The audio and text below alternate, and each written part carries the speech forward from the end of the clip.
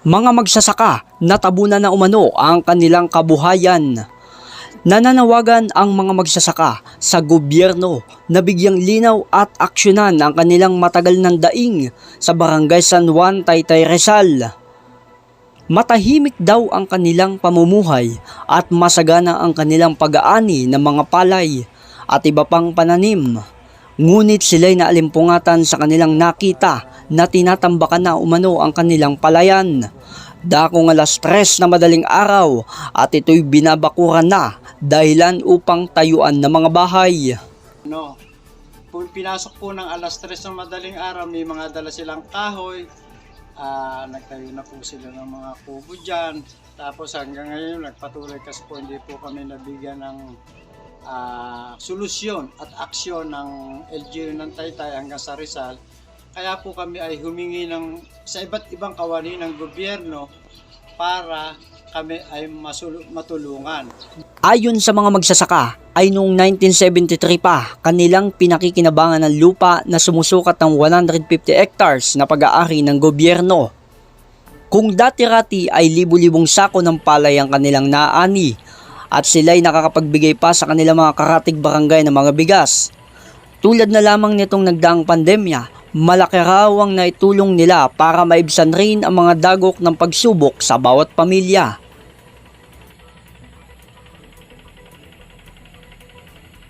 Talagang legit kasi po itong lupa na to ay hindi naman po sa amin.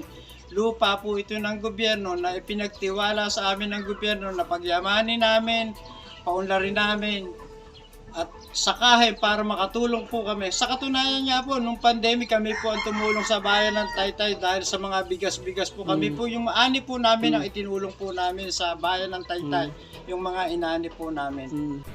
Yung karanasan ho namin dito, tungkol dito ho sa mga nang-aagaw ho ng mga taniman, dito ho sa may bandang dulo, kapag gusto ho naming sakahin, pinipigilan ho kami dahil kanila daw ho yung mga pinataniman namin ng palay. Samantalang matagal na ho kaming nagtatanim, ilang taon na ho. Po kami ay nawawalan ng pag-asa kung ganyan naman po ang nangyayari sa sitwasyon dito po sa aming sinasaka na may tanim pa pong palay at tuloy-tuloy po yung pagtambak, binubuldoser pa rin po ngayon. Hanggang ngayon may bako pa rin po na dinidevelop pa rin po. Sana po ay talaga pong matulungan nyo po kami at maimbestigahan kung paano nangyari na ang kaganapan po dito sa bayan ng Taytay. Ipinaabot rin ng mga farmers natin ang usapin na ito sa ating mahal na Pangulo na si Ferdinand Bongbong Marcos Jr. Mahal na Pangulo, patuloy po kami nananawagan na ipahinto na ninyo itong malawakang pagtatambak ng mga malalaking developer. Yung 157 po na hektarya ngayon po ay baka wala na sa 50 hektarya ang aming taniman. Paano na po ang aming pamilya? Mahal na Pangulo BBM Ferdinand E. Marcos Jr. Alam ko po, malapit ang puso ninyo sa mga magsasaka. Kaya kami po nananawagan, go po kami sa iyo! Mahal na Pangulo! Sa ngayon ay wala pa namang pahayag ang pamahalaan ng Taytay at ating din sinusubukan na hingian ng paliwanag ang Laguna Lake Development Authority o LLDA. Ayan po ang palaya namin, ang tanim namin palay, tinayo na po ng kubo. Ayan po ang palaya namin. Tinatayo na po ng mga kubo sa gilid, tinatapakan yung mga palay namin. Ayan po. Tapos yun po, yun naman dulo, tinambakan naman po ng Peace Video Construction Corporation. Ayan po, binabako na po, tinambakan po nila ng sobrang taas.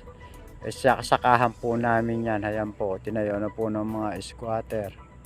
Ayan po yung palay namin. Paano pa po kami makakapag-anin yan? Ayan po, tinayo po ang mga squatter. Ayan po. Ayan po yung Peace Video Construction. Ayan po. J. Martin, J. Chiares, News and Public Affairs.